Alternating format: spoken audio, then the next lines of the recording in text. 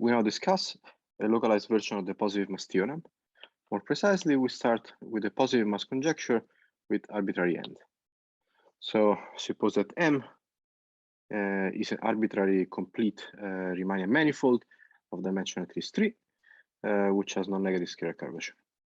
Moreover, suppose that E is a single asymptotically Euclidean end in M.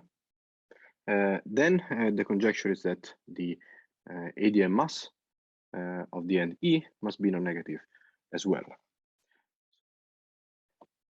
Let me comment a little bit on this conjecture. So first of all, it goes back to the work of Shen and Yao in the 80s about conformally flat manifolds, where it is shown that it implies a certain Liouville conjecture for locally conformally flat manifolds of non-negative scalar curvature. In a recent preprint, Lesueur, Ungar, and Yao proved this conjecture up to dimension 7, assuming that the chosen and E is asymptotically Schwarzschild. So I will not give the formal definition of an asymptotically Schwarzschild metric. However, it has an asymptotic that is better than just asymptotically flat. Now, in the spin setting, this conjecture has been addressed by Bartnik and Krushel using Wheelen's method. And moreover, they also proved a related rigidity statement for the case of zero mass. That is, they proved that if the ADM mass of the single asymptotically Euclidean end is 0, then the manifold is flat, and hence it must be isometric to the Euclidean space.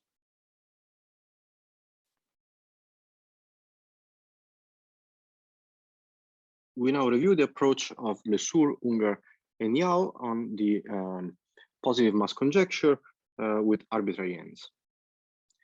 They deduce this conjecture from the following theorem, which is of independent interest. So suppose that M is a asymptotically Schwarzschild manifold that is not assumed to be complete or have non-negative scalar curvature everywhere.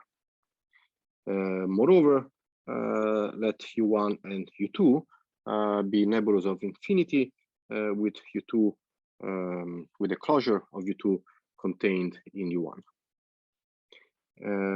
Moreover, suppose that there exists a constant D greater than 0, such that the following three conditions are satisfied. So first, G has no points of incompleteness in the D neighborhood of U1. The second condition is that the scalar curvature is non-negative in the D neighborhood of U1.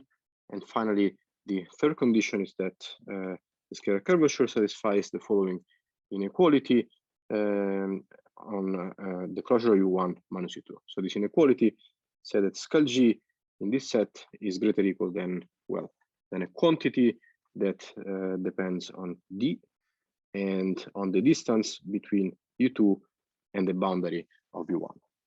And moreover, this quantity on the right-hand side goes to 0 as D becomes larger and larger. Well, if these conditions are satisfied, then the ADM mass must be non-negative as well. Here, I drew a picture to illustrate the situation. So first of all, we consider the case of a single asymptotically Euclidean end, asymptotically Schwarzschild. Well, this green region is the neighborhood U2, and then this is the neighborhood U1, and finally here you have the D neighborhood of U1. So in other words, the green region is U2, the red region is U1 minus U2, and the blue region is the D neighborhood minus U1. And the red region is exactly the region where the scalar curvature satisfies this inequality. And the other assumptions is that the scalar curvature is non-negative on the green region and on the blue region. Outside of the of the D neighborhood, there are no assumptions at all. Now let me quickly explain the reason why the previous theorem implies the positive mass conjecture with arbitrary ends. Well, this depends on the following property of asymptotically Schwarzschild matrix. So suppose that M is an asymptotically Schwarzschild manifold with negative mass and non-negative scalar curvature only. Then there exists a conformal factor phi such that the conformal metric G tilde is asymptotically Schwarzschild. Moreover, it has scalar curvature strictly greater than 0 in a neighborhood of infinity. And finally, phi is constant outside of a certain neighborhood of infinity. So which means that, in other words, we can assume that the scalar curvature is strictly positive in a neighborhood of infinity. Now, if you assume that the manifold is complete, then we can take the D neighborhood larger and larger. So we can take D larger and larger, and therefore this inequality. So let me go back on until this inequality on the red region is satisfied, and therefore, of course, you would get a contradiction. So in this way, Professor Ungaro-Yao proved the positive mass conjecture for arbitrary ends. So take M be an arbitrary complete Riemannian manifold of dimension at most 7, which has non-negative scalar curvature. Moreover, suppose that E is a single asymptotically Schwarzschild end in M, then the ADM mass must be non-negative as well. And this, as I already said, addresses the positive mass conjecture with arbitrary ends when the dimension of M is at most 7 and the end E is asymptotically Schwarzschild. In their proof, they use mu bubbles. So this is a localization technique for the minimal upper surface method, which is due to Gromov and which has been recently used to solve other interesting questions. Now I want to point out the relationship of the positive mass theorem with the Garrosh conjecture. Now, in the complete case, the positive mass theorem is actually a consequence of the following theorem. So suppose that Y is a closed n-dimensional manifold, then the connected sum of Y with the torus does not carry any metric of positive scalar curvature. So this theorem up to dimension 7 was proved by Xuene-Yao, and this has been recently extended to every dimension again by Xuene-Yao. In the spin case, this follows from the work of Gromov and Lawson on a largeable manifold. Now, the relationship between this theorem and the positive mass theorem is given by the following theorem of Lohkamp, which is, well, suppose that there exists a counterexample to the positive mass theorem, and then there exists a metric of positive scalar curvature on the connected sum of the torus with the compact manifold, which is obtained by taking one point compactifications of all the asymptotically Euclidean ends. So in other words, any counterexample to the positive mass theorem would also give a counterexample to the Garrosh conjecture for connected sums.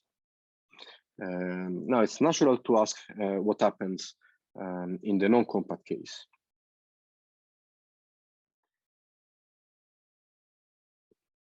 Now consider the following setup. So suppose that X is an open n-dimensional manifold. And now the connected sum with the torus is again an open manifold, and therefore it always carries a incomplete metric of positive scalar curvature. This is due to a classical result of Gromov. And therefore, what we can ask is whether the connected sum carries a metric of positive scalar curvature, satisfying some extra geometric conditions. Of course, a natural condition is to ask for completeness, and this has been addressed recently by Chodosh and Lee. So they proved that up to dimension 7. So again, they use the minimal upper surface technique. Take any n manifold X, possibly open, then the connected sum does not admit any complete metric of positive scalar curvature.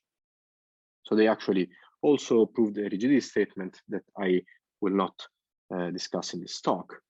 Again, notice that in the proof of this theorem, Chodosh and Lee used rebubbles, so the localization for minimal upper surfaces. So one can ask whether this theorem implies the positive mass conjecture with arbitrary ends, but as pointed out by Lesourd, Unger, and Yau, it is not clear whether a compactification argument a la Lohkamp is available in this case. So more in general, it makes sense to ask whether the metric inequality of Lesourd, Unger, and Yau holds for the connected sum of the torus with an open manifold X. Let us now see what is known in the spin setting. So suppose that X is an open n-dimensional spin manifold. Then the connected sum of X with the n torus does not admit any metric G, satisfying one of the following conditions. So first, G complete and of positive scalar curvature. So this follows from the work of Gromov and Lawson on enlargeable manifold. This condition can be slightly strengthened by requiring that G is complete, the scalar curvature is non-negative everywhere, and is positive in a neighborhood of the torus minus a disk. Of course, I'm identifying the torus minus a disk with a subset of the connected sum. This result is due to myself.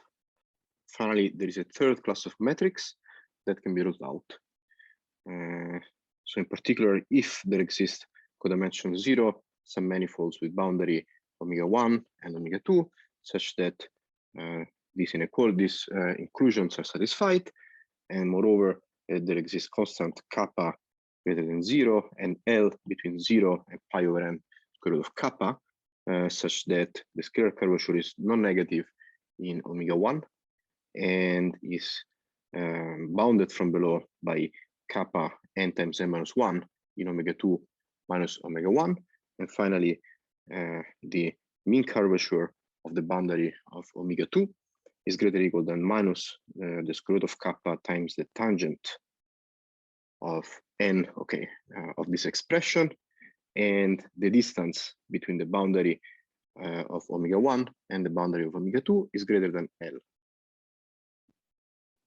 Here I drew a picture to explain the situation. So this is a manifold omega-1 and there's a manifold omega-2. Now we require that the scalar curvature is non-negative in this region, and in the red region, which is omega-2 minus omega-1, we require the scalar curvature to have a certain positive lower bound, plus we have conditions on the mean curvature on the boundary of omega-2 and a condition on the distance between the boundary of omega-1 and the boundary of omega-2. And note that we have no conditions at all outside of omega-2. So in this sense, there is an analogy with the theorem of Lesourd, Unger, and Yau. Notice that without any information on the mean curvature of the boundary of omega 2, we obtain the upper bound, the following upper bound. So there are no metrics on the torus connected with x such that the scalar curvature is greater or equal than 0 on omega 1.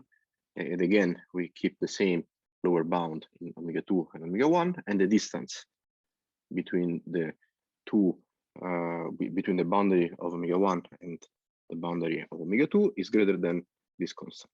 So in other words, we get an absolute upper bound. Now, parts 2 and 3 of the previous theorem are proved using Cagliostro operators.